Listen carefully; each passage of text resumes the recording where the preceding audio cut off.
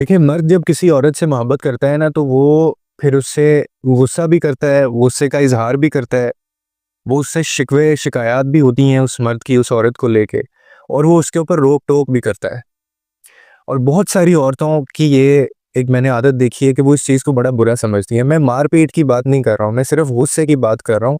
और बहुत जगह ऐसा होता है कि जो मर्दों का गुस्सा होता है, वो बिल्कुल बजा होता है।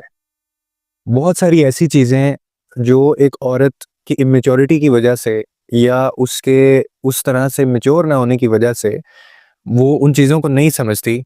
जब मर्द उन चीज़ों के ऊपर गुस्सा करते हैं अपनी औरतों पे, तो वो इस चीज़ को बड़ा बुरा समझती हैं और इसको बाकायदा वो कंप्लेन करती हैं इस चीज़ की कि जी ये हमारे ऊपर इतना गुस्सा ना किया जाए या इतनी रोक-टोक ना की जाए। लेकिन एक बात देखें, आप समझ लें बहुत अच्छे से कि औरत को ये कभी अंदाज़ा नहीं हो सकता कि बाहर सोसाइटी कितनी गंदी है।